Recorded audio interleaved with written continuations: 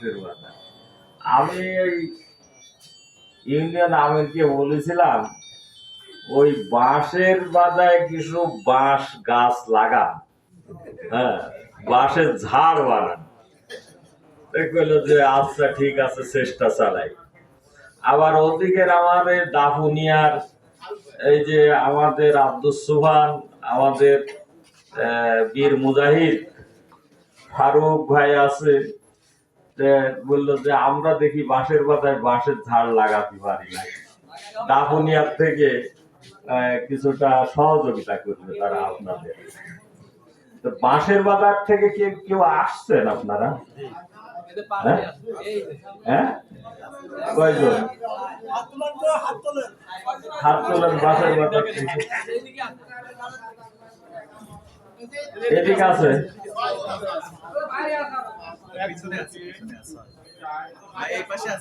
এক ডজন হয়েছে নাকি? না, ডজন হয়নি এখনো, হাফ ডজন।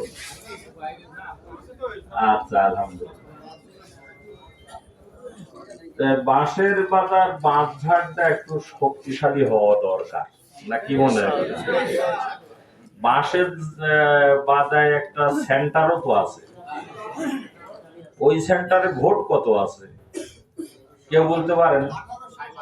1822। পুরুষ কত, মহিলা কত? 1800-র ভিতর 900 পুরুষ, 900 মহিলা। বসেন। এর মাথায় একটু ওই নির্বাচনের চিন্তাও আছে মনে হয়। হিসাবটা সবাই কিন্তু বলতে পারল না। হ্যাঁ, ও এটা আপনার জামাত ইসলামীর মেম্বার হবে বলে ওই ওয়ার্ডে। আল্লাহ কবুল করুন।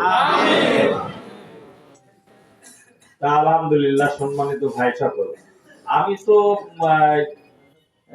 শাহপুরে 2টি প্রোগ্রাম করলাম বোধহয়। একটা কর্মী সমাবেশ হইল, আর একটা ভোট, না ওই যে ভোট সেন্টার নাকি নির্বাচনে সেন্টার পরিচালক এবং কমিটির সদস্যদের নিয়ে আর একটা প্রোগ্রাম করলাম আমাদের মৌলানা নাসির সাহেবের বাড়িতে, আর ওইটা করলাম স্কুলে। আলহামদুলিল্লাহ। আপনারা এমনি ভালো আছেন তো? আমি এই সময়ে এইভাবে সমাবেশ করার পক্ষে ছিলাম না। মানে আমাদের তো দাওয়াতি অভিযান চলতেছে, তাই না? দাওয়াতি অভিযানের ভিতরে এই সমাবেশ করলে এই বিকাল থেকে কিংবা সন্ধ্যা থেকে এতগুলি লোক যদি আপনারা মাঠে থাকতেন, তাহলে অন্তত 100 লোক নতুন আমরা ভর্তি করতে পারতাম, তাই না? হ্যাঁ, এটাই বরং ভালো হতো। তারপরেও নেতারা কি চিন্তা ভাবনা করেছেন ভালো, আলহামদুলিল্লাহ। ও, এখানে দাওয়াতি কাজ হয়েছে, আলহামদুলিল্লাহ। আচ্ছা, একজন মানুষ, একজন ভাই দাওয়াতি কাজ করেছেন এই 10-12 দিন 15 দিন আমাদের সময় 5 তারিখ পর্যন্ত। একজনা নিজের উদ্যোগেও অথবা নিজের সাথে থেকেও মানে 100 লোকের কাছে সদস্য ফর্ম পূরণ করাইছেন, এইরকম কেউ আছেন? একজন, কিনা নাম ভাই? হ্যাঁ, না মনসুর ভাই তো আছেই, ওই যে আর একজন কোন মনসুর ভাই, আপনার নাম কি? আমার জহুরুল। ও আচ্ছা, 100টা পূরণ করাইছাও তুমি? আলহামদুলিল্লাহ। মনসুর ভাই 100 হবে না 101 হবে? হ্যাঁ, মোটামুটি কিছু কম বেশি হতে পারে। আচ্ছা, ন্যূনতম এই 10 দিন 12 দিন ব্যাপী 10 জনা তো 10 জনকে পূরণ করতে পারেন নাই। নিজের প্রচেষ্টায় 10 দিনে 10 জনও পূরণ করতে পারেন নাই, এইরকম কিরা আছেন? হাত তোলেন তো। 10 জনা পূরণ হয় নাই। আমার হামিদ বাবাজি কয়জনা করেছেন? আপনি হাত তুললেন না?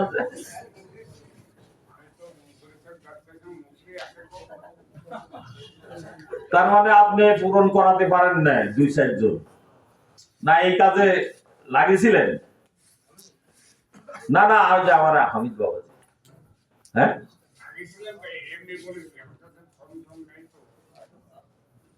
আচ্ছা, ফর্ম নাই, না থাকার কারণে আপনি এই কাজটা করতে পারেন নাই। এই আজকে 12 দিন, এই 12 দিনে আপনি কোনো ফর্ম পান নাই, একজনও পূরণ করতে পারেন নাই, এরকম কি আছেন দেখি? আচ্ছা, আজকে আসর থেকে মাগরিব পর্যন্ত এখানে আপনারা দাওয়াতি কাজ করছেন। এই আসর থেকে মাগরিব পর্যন্ত এখানে কয়জনা দাওয়াতি কাজে অংশগ্রহণ করেছিলেন? তারা হাত তোলেন তো দেখি। আচ্ছা, না আপনারা সব রাগ করতেছেন। জেলা আমির এসে মানে কথাবার্তা বলবে কিনা কি ঝামেলায় ফেলাইলো আমাদের। আসলে এই দাওয়াতি কাজটা আপনাদেরকে দু একটা জায়গায় আমরা বলেছি যে এই দাওয়াতি এই কাজটা পয়লা আমাদের 21 তারিখ থেকে 30 তারিখ পর্যন্ত ছিল। এরপরে আমরা 30 তারিখ থেকে আবার 5 দিন 5 তারিখ পর্যন্ত বৃদ্ধি করছি। এইটার বিষয়টা মানে হঠাৎ করে এইভাবে দাওয়াতি কাজ করা হচ্ছে কেন, এইটা আপনাদের একটু পরিষ্কার করাতে চাই। তা হচ্ছে আমরা গত মাসের 10 তারিখে আমাদের একটা অঞ্চল আছে, বগুড়া অঞ্চল। এই বগুড়া অঞ্চলে পাবনা, সিরাজগঞ্জ, বগুড়া, জয়পুরহাট, বগুড়া শহর, এই ধরনের 5টা জেলায় নিয়ে আমাদের একটা অঞ্চল আছে। সারা বাংলাদেশে 14টা অঞ্চলে জামাতে ইসলামীর ভাগ করে করে কাজ করা হয়। তা আপনাদেরকে যে কথা বলছি সেটা হচ্ছে যে এই বগুড়া অঞ্চলটা জামাতের অঞ্চল হিসাবে মানে সকলের কাছেই পরিচিত। এই অঞ্চলটাতে আমরা যত সিটে নির্বাচন করি, অন্যান্য অঞ্চলে আছে, আমাদের রাজশাহী অঞ্চল আছে, দিনাজপুর অঞ্চল আছে, গোটা উত্তরবঙ্গ এই বেলটা জামাতের জন্য উর্বর এলাকা আছে। সকল ক্ষেত্রে মনে করেন যে বরিশালে হয়তো 20টা সিট আছে, 20টা সিটের ভিতরে হয়তো 5টা কি 7টা কি 9টা সেখানে নির্বাচন করা হবে, 20টাতেই করা হবে না। কিন্তু আমাদের বগুড়া অঞ্চলে এবারে মনে করেন যে 22টা সিটের 22টা সিটেই আমরা নির্বাচন করব ইনশাআল্লাহ। কথা কি পরিষ্কার হলো?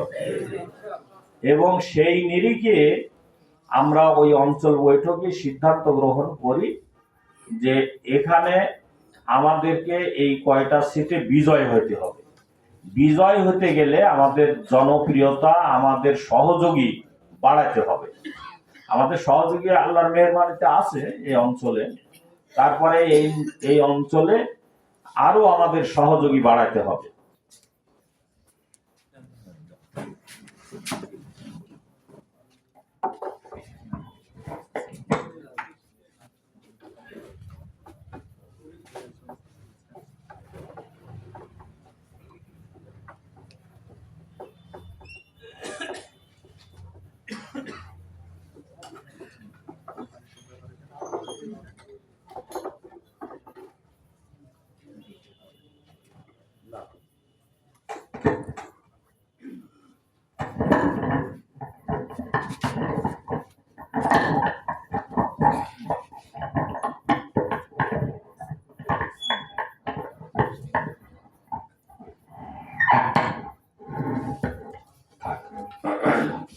জি আলহামদুলিল্লাহ। তাহলে এই অঞ্চলের আমাদের যে কয়টা মানে নির্বাচনী আসন আছে আমরা সব আসনেই নির্বাচন করব ইনশাআল্লাহ। বিশেষ করে আমাদের পাবনা জেলার ব্যাপারটা বলি। পাবনা জেলায় আমাদের 5টা সিট। এই 5টা সিটের ব্যাপারে আমাদের 2-3 বছর আগেই 3টা সিটের ব্যাপারে আমাদের সিদ্ধান্ত ছিল। 3টা সিটের মধ্যে আপনার ঈশ্বরদী, আটঘরিয়া, পাবনা সদর আর হচ্ছে সাথিয়া বেড়া। পরবর্তীতে গত 2 বছর আগে আবার আমাদের সিদ্ধান্ত হয়েছে চাটমোহর, ভাঙ্গুড়া, ফরিদপুর এই এলাকাতেও আমরা নির্বাচন করব ইনশাআল্লাহ। এরপরে আজকে মাস 2 আগের থেকে কেন্দ্র আমাদেরকে বলছে যে আরেকটা সিট যে আছে এই সিটটাও নির্বাচনের আওতায় আপনারা নিয়ে আসেন, এবং আমরা সেটা আওতায় নিয়ে এসেছি। এবং সেখানে কেন্দ্রের পক্ষ থেকে এসে সেখানকার মাঠ জরিপ করা হয়েছে এবং দায়িত্বশীলদের মতামত নিয়ে আমরা কেন্দ্রের কাছে পাঠিয়েছি। আজকে 10-15 দিন হলো সেখানে আমাদের ক্যান্ডিডেট বাছাইয়ের কাজ চলতেছে।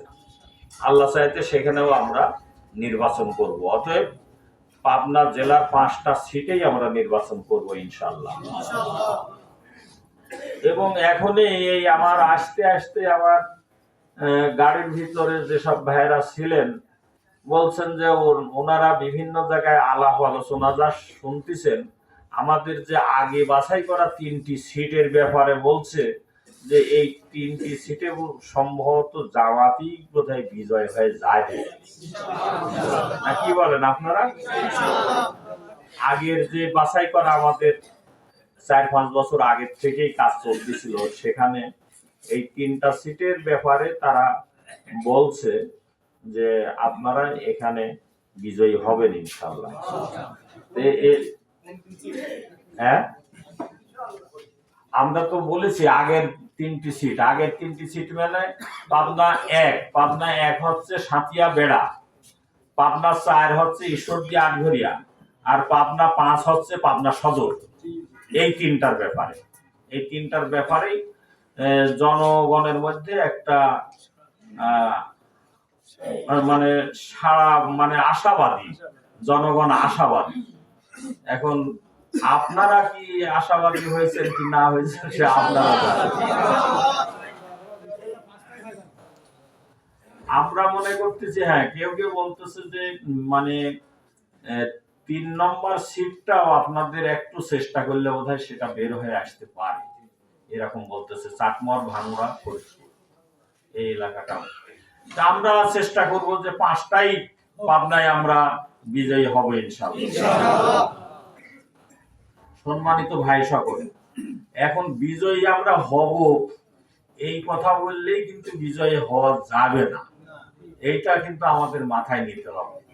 আপনারা গতকালকে ময়মনসিংহ বিভাগ আর কোন বিভাগে তারেক জিয়া বক্তব্য দিয়েছে জানেন নাকি? আপনারা শুনেছেন? হ্যাঁ, শোনেননি? খবরটা রাখা লাগবে তো। মাঠে থাকলে খবর না রাখলে কিডা শত্রু কিডা মিত্র, কার হাল হাতিয়ার কেমন, আপনার হাল হাতিয়ার কেমন। ভোট তো একটা যুদ্ধ। হ্যাঁ, কথা বোঝাতে পারতেছি না বোধহয়। ভোট কিন্তু একটা যুদ্ধ, এই কৌশল আছে, রণকৌশল আছে। আপনি কোন সময় আগিতে হবে, কোন সময় পিছাইতে হবে, কোন সময় মারতে হবে, কোন সময় মার খাইতে হবে, কোন সময় দখল করতে হবে, কোন সময় দখল হারা যেতে হবে। এই বিভিন্ন কৌশল আছে। সেই কৌশল অনুযায়ী চোখ কান খোলা রাখতে হবে, মাঠ চাষাবাদ করতে হবে। ভালো কৃষক তো যখন জো আসা বুঝলেন তো, যখন জো আসে তখন কিন্তু বসে থাকে না, তখন কিন্তু সে একেবারে জোর সাথে সাথে যত জোর পারে, যত কষ্ট হোক আর যত অসুবিধা হোক, হাড়িতে চাল আছে কি না আছে ওসব দেখার সময় টুমায় থাকে না। আমি বোধহয় কথা তারেক জিয়া কালকে বলছেন যে এই এত বছর যেসব নির্বাচন হয়েছে ওনার কর্মীদের উদ্দেশ্যে, ওনার নেতাদের উদ্দেশ্যে উনি বক্তব্য দিচ্ছেন, এতদিন যেসব নির্বাচন হয়েছে সামনের নির্বাচন কিন্তু তার চেয়ে অনেক কঠিন হবে। এই কথা উনি বলেছেন। কথা বোঝা গেছে? এরপরে কি বলেছেন জানেন? উনি বলেছেন যে এই 2-3 মাসে যে আপনারা ভুল করেছেন, জনগণের কাছে যান, জনগণের কাছে মাফ চান।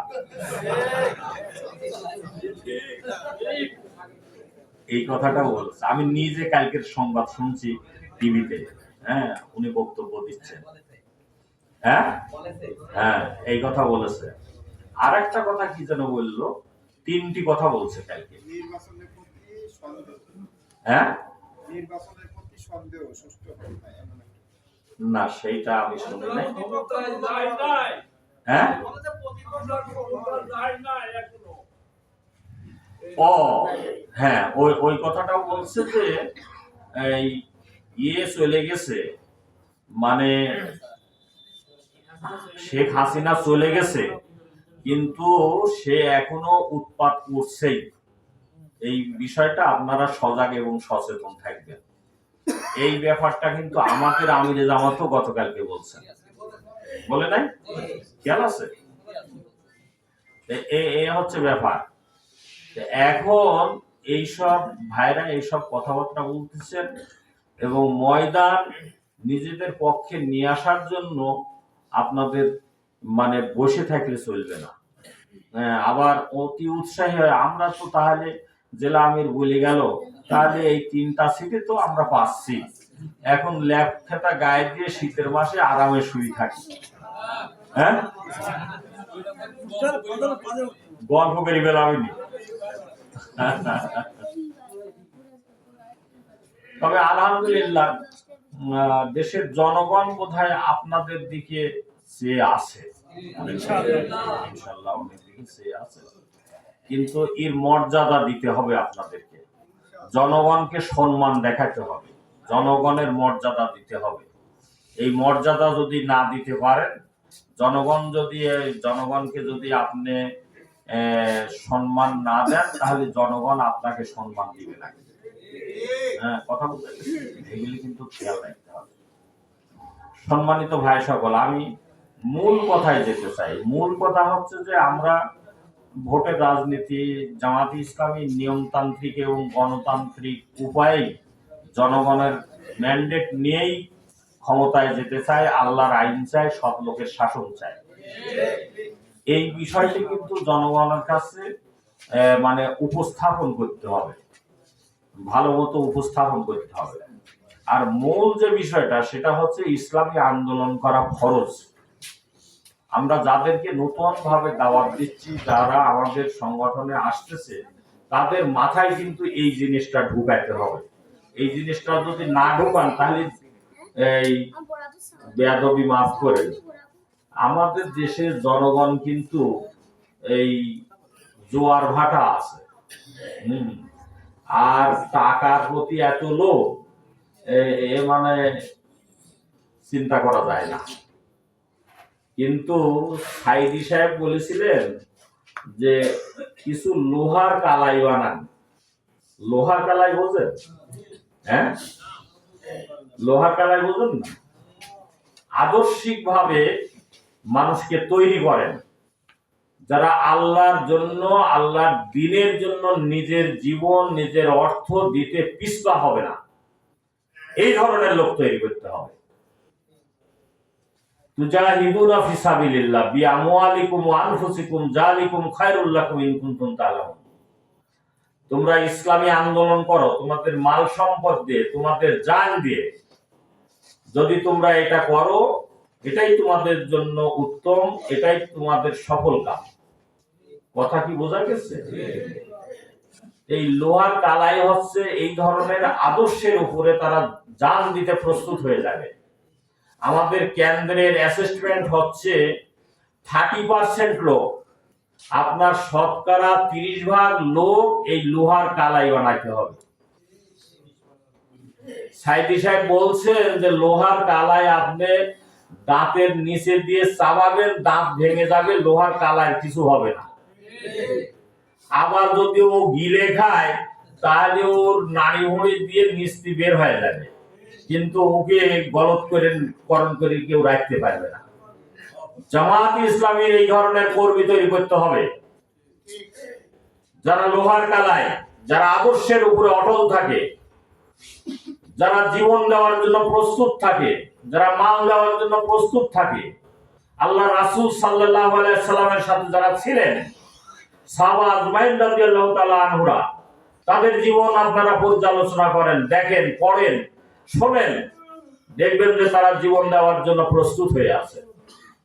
এবং সেজন্যই আল্লাহ রাসূল একটা সুন্দর কল্যাণময় ইসলামী রাষ্ট্র গঠন করতে সক্ষম হয়েছিলেন খুব দ্রুততার সাথে।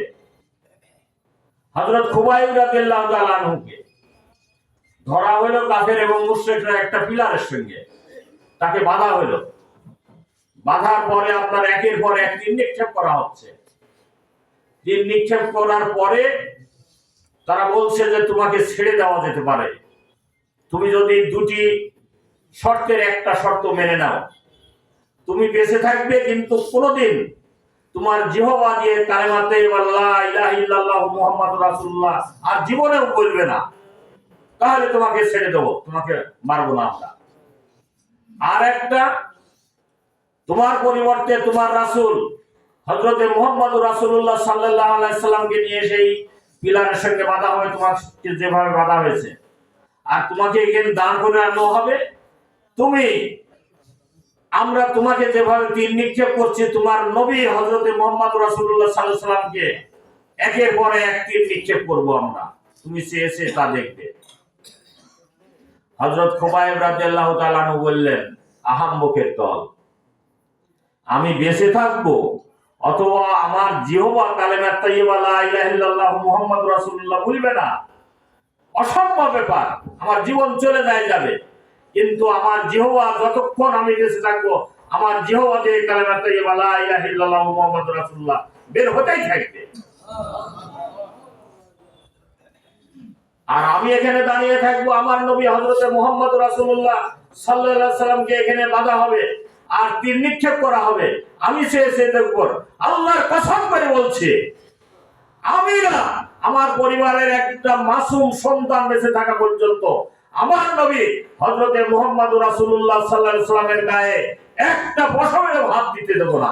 আমাদের পরিবারের সকল সদস্য শহীদ হয়ে যাবে, কিন্তু আল্লাহ রাসূলের পশমে হাত দিতে দেব না। সুবহানাল্লাহি ওয়া বিহামদিহি। সম্মানিত ভাই সকল, আমার এই কথা মনে পড়ে, আমি রাজশাহী বিশ্ববিদ্যালয়ে 82 সনে থাকার অবস্থায় আব্দুল হামিদ নামে আমাদের এক ভাই, ইউনিভার্সিটির ছাত্র, তাকে ধরা হয়েছে।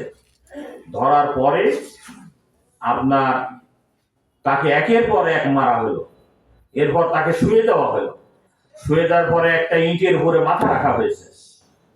রাখার পরে তাকে বলা হচ্ছে তোমাকে ছেড়ে দিতে পারে, তুমি যদি আর ইসলামী ছাত্র শিবির জীবন না করো। সে বলছে যে আমি ইসলামী ছাত্র শিবিরের ইসলাম পেয়েছি, ইসলামের সুশীতল ছায়া পেয়েছি, সার্বজনীন জীবন ইসলাম আমি পেয়েছি, আমি বেঁচে থাকবো কিন্তু ইসলামী ছাত্র শিবির করব না, তা তো হয় না, আমি করতেই থাকবো। এই কথা বলার সাথে সাথে আরেকটা ইটকে আমার ভাই আব্দুল হামিদকে তার মাথা চূর্ণ বিচূর্ণ করে দেওয়া হলো হযরত খুবাইব রাদিয়াল্লাহু তাআলা আনহু। সম্মানিত ভাই সকল, এটাই হচ্ছে ইসলামের ইতিহাস, এটাই হচ্ছে সাহাবীদের ইতিহাস, এটাই হচ্ছে ইসলামের সেই আদর্শের কর্মী। তারা জীবন যাবে কিন্তু ইসলামের পথ থেকে কোনো সময়ই বিচ্যুত হবে না, এক পা বিচ্যুত, এক চুল বিচ্যুত হবে না। এটাই হচ্ছে লোহার কালাই। আল্লামা দেলওয়ার হোসেন সাইদি সাহেব বর্ণনা করছেন। কথা কি বোঝা গেছে? টাকা দিয়ে কিনা যাবে না, জীবন যায় যাবে, কিন্তু ভোটের সেন্টার থেকে আমি নড়বো না। ভোট যুদ্ধ এটা মানে আগে যেভাবে যুদ্ধ হইতো, আপনার ব্যালটের যুদ্ধ। এটা ব্যালট, আমি কারোর ব্যালট ছিনতাই করব না, কিন্তু আমার সামনে আমার ব্যালট কাউকে ছিনতাই করতেও দেব না। কথা বোঝা গেছে? আমি কিন্তু বিভিন্ন জায়গায় বলেছি যে আপনার ওই দিনকে মুসা আলাইহিস সালামের লাঠি সবার হাতে রাখা লাগবে। 2.5 হাত 3 হাতের লাঠি আছে না, সুন্নতের লাঠি রাখা লাগবে। আমরা এই লাঠি বিপদে কাজে করবে না, কিন্তু যারা বিভ্রান্ত, যারা অশান্তি সৃষ্টি করতে চায়, তাদেরকে শান্তিতে নিয়ে আসার জন্য এই লাঠি ব্যবহার হবে। কথা বোধহয় পরিষ্কার হচ্ছে না? হ্যাঁ, এখনো উঁকি ঝুঁকি মারে, এখনো আমাদের দেশের পতাকা পুড়িয়ে দেয় পার্শ্ববর্তী দেশের আগরতলায়, আর আমরা বোধহয় এখানে আঙ্গুল চষবো, তাই নাকি?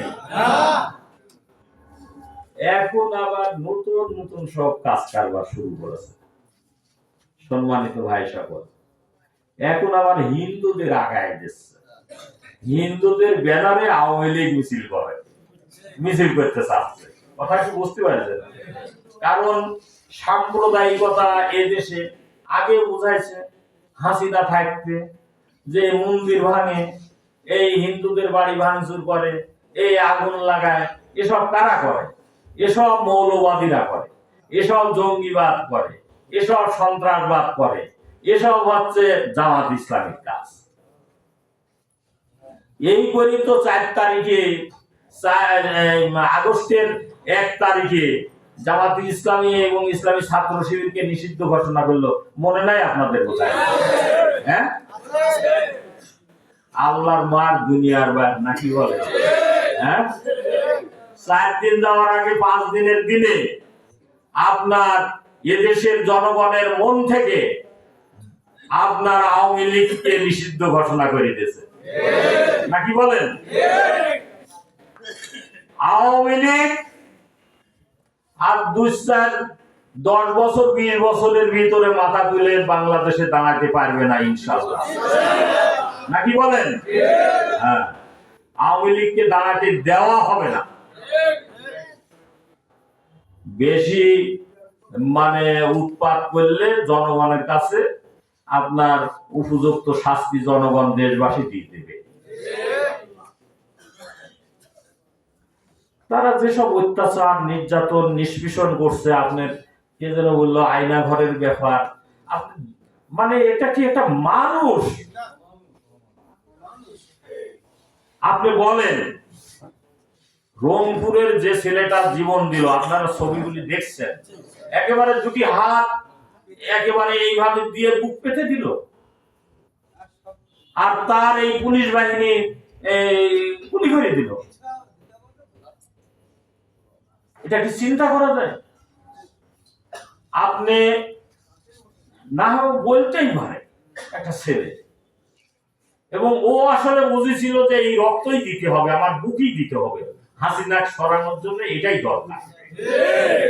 এবং সে সাহসিকতার সাথে সারা দুনিয়াকে দেখিয়ে দিল যে বুক পেতে দিতে হবে, হাসিনাকে সরাতে হবে, এবং তার এই জীবন দেওয়াই উদাহরণ হয়ে গেল সারা দুনিয়ার কাছে। তখন হাজারো ছাত্র জনতা নেমে আসলো, এবং তার পরের দিনেই আপনার 6 জন ঢাকাতে জীবন দিয়ে দিল এই আবু সাইদের জীবন দেওয়া দেখে। কথা পরিষ্কার হলো না? আপনি বলেন, মুগ্ধ নামের যে ছেলেটি, ওই ছেলেটি আপনার যারা আন্দোলন করছে, পানির পিপাসায় ছটফট করতেছে, সে পানি নিয়ে এসে, পানির বোতল নিয়ে এসে, ভাই পানি চাই, কার পানি লাগবে, পানি নেন, সীমারের মতো তাকে গুলি করে হত্যা করছে। আপনি বলেন, আপনার বাপ মা ভাই বোন সব চলে গেছে আন্দোলনের কাতারে, মিছিলে চলে গেছে, ছোট বাচ্চাদেরকে ছাদে রেখে চলে গেছে, ওই ছাদের উপরে হেলিকপ্টার দিয়ে গুলি করে কিভাবে মাসুম বাচ্চাদেরকে হত্যা করল। দুনিয়ার ইতিহাসে বিরল ঘটনা। আসলে এই জীবন যারা দিয়েছে, আমরা দোয়া করি আল্লাহর রাহে আল্লাহ যেন তাদেরকে জান্নাত নসিব করে। সম্মানিত ভাই সকল, আজকে 16টি বছরে আমরা কথা বলতে পারি না, আমরা বাড়িতে থাকতে পারি না। এখানে অনেকে আছেন আমার সাথে জেলখানায়ও গিয়েছেন, জেলখানার থেকে বের হব সব জামিন, এরপরে গেটে যাওয়ার পরে আবার গ্রেফতার করে, এবং আমাকে 4বার 5বার গ্রেফতার করছে জেল গেট থেকে। এরকম আমাদের ভাইদের অনেককে এভাবে গ্রেফতার করেছে। আইন আছে, বিচার আছে, সালিশ আছে, মনুষ্যত্ব আছে, মানবিকতা আছে, সবকিছু শেষ করছে হচ্ছে হাসিনা। গতকালকে আপনার একটা কমিটি করে দেওয়া হয়েছিল যে দেবপ্রিয় ভট্টাচার্যকে দিয়ে 11 জন বিশিষ্ট নাগরিক এবং অর্থনীতিবিদ, তারা রিসার্চ করছে সারা দেশ। রিসার্চ করার পরে তারা কালকে রিপোর্ট পেশ করছে এবং সাংবাদিক সম্মেলন করে বলছে যে এর একমাত্র হোতা হচ্ছে হাসিনা, এবং পয়লা সব ব্যাংকগুলিকে আপনার ফোকলা করে দিয়েছে। আমরা মনে করেছিলাম যে শুধু রাজনীতিবিদরাই এই কাজ করছে, শুধু রাজনীতিবিদ এই কাজ করে নাই, এই কাজ যারা আমলা ছিল তারাও এই কাজ করছে। বড় বড় যারা সচিব ছিল তারা এখানকার লক্ষ কোটি হাজার কোটি টাকা নিয়ে আপনার বিদেশে পাচার করছে। আমরা ইতিমধ্যেই দাবি জানিয়েছি এই অন্তর্বর্তীকালীন সরকারের কাছে যে যেসব টাকা নিয়ে গেছে বিদেশে, আপনি সেই সব টাকা দেশে ফেরত নিয়ে আসেন। এবং উনি বলছেন যে এই 15 বছরে যত টাকা এরা আত্মসাৎ করেছে, বিদেশে পাচার করছে, এই রকম 15টা পদ্মা সেতু করা যেত 15 বছরে, এত টাকা নিয়ে গেছে। এবং এই যে মেট্রো রেল করছে, এই ধরনের অন্তত 15টা মেট্রো রেল করা যেত। ওনারা কালকে সাংবাদিক সম্মেলন করে বলছে, মানে দেশটাকে নিজের দেশ মানে নিজের পৈতৃক সম্পত্তি মনে করি, দেশের আইন নাই, কানুন নাই, বিচার নাই, কোনো কিছু নাই, তারা সবকিছু দলীয়করণ করে সবকিছু ভোগ করছে। এই কথাগুলি দেশের মানুষ সব জানে, তারপরেও আপনারা যেখানে যাবেন সেখানে এই চিত্রগুলি মানুষের কাছে তুলে ধরেন। এবং আমাদের উপরে কি নির্যাতন নিষ্পেষণ চালানো হয়েছে। আমাদের 11 জন শীর্ষ নেতা জামাত ইসলামী ছাড়া অন্য কোনো যদি আপনার দল হইতো, দল টিকে থাকতো না।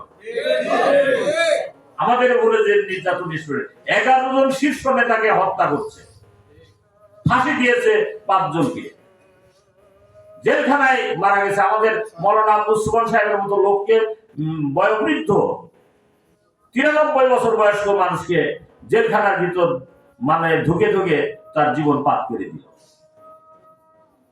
অধ্যাপক গোলাম আজম সাহেবের মতো লোক 93-94 বছরের মানুষ, শেষ পর্যন্ত তাদের কাছে আবেদন করা হলো, সে জেলখানায় আছে, প্রিজন ছেলে আছে, তার দেখভাল করার জন্য সে নিজে এখন উঠে বাথরুমে যেতে পারে না, নিজে পেশাব পায়খানা ঠিক মতো করতে পারে না, একজন লোক অন্তত তার কাছে রাখার ব্যবস্থা করেন, তাও দিই নাই হাসিনা। এত জালেম, এত অত্যাচার করা হয়েছে। সম্মানিত ভাই সকল, কিন্তু আমাদের ভাইদের রক্ত বৃথা যায়নি, যাবে না। আমরা রক্ত দিয়েছি। আমি সেদিনকে বলেছি 5 তারিখে না 10 তারিখে আমাদের ঈশ্বর দিতে যে মিছিলটা হলো, পরে বড় প্রোগ্রাম হলো, হ্যাঁ 5 তারিখে হয়েছে, পরে 15 তারিখে না 10 তারিখে করলাম। আমি সেদিনকে বলেছি আমরা 15 বছর আগে 2000 লোক নিয়ে ঈশ্বরদী শহরে মিছিল করতাম, আর সেদিনকে 15,000 লোক নিয়ে আমরা মিছিল করেছি। তাহলে আপনার 7-8 গুণ 10 গুণ সংগঠনের জনপ্রিয়তা, জনশক্তি আল্লাহ চাইতে বৃদ্ধি পেয়েছে। সম্মানিত ভাই সকল, আপনাদের কাছে বিনীত অনুরোধ জানাচ্ছি, এই সংবাদগুলি শুনে উৎসাহিত হওয়ার কিছু নেই। আপনারা আপনাদের যেসব ভোট সেন্টার আছে, ওই ভোট সেন্টারে আপনার কাজ করতে হবে। একেবারে আপনারা পাড়ায় পাড়ায় ভাগ করে দেন, সেন্টার কমিটি গঠন করে এই পাড়ায় আপনি দেখবেন, এই পাড়ায় আপনি দেখবেন, এই 20টা বাড়ি আপনি দেখবেন, এই 25টা বাড়ি আপনি দেখবেন। ওই 20টা 25টা বাড়ির ভিতরে এমন অনেক বাড়ি আছে যে বাড়িতে আপনার 4 জন ভোটার আছে, মনে করেন তার 2 জন জামাত ইসলামী করে আর 2 জন বিএনপি করে, এরকম বাড়ি নাই? এরকম অনেক বাড়ি আছে। হ্যাঁ হ্যাঁ 3 রকমের লোক আছে। আওয়ামী লীগও আছে, হয়তো আওয়ামী লীগ আছে, বিএনপি আছে, জামাত আছে, এরকম আছে। ওই বাড়ির থেকে আপনার 2টি ভোট আছে 5টার ভিতরে, আর কমপক্ষে এই 2 মাসের ভিতরে আর একজন ভোটার ওই বাড়ির থেকে আপনার কালেকশন করতে হবে। কথা বোধহয় পরিষ্কার হলো না? হ্যাঁ,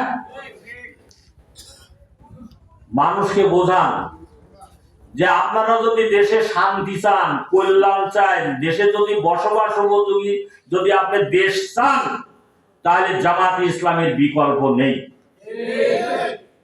আপনারা সব কিছু দেখেছেন।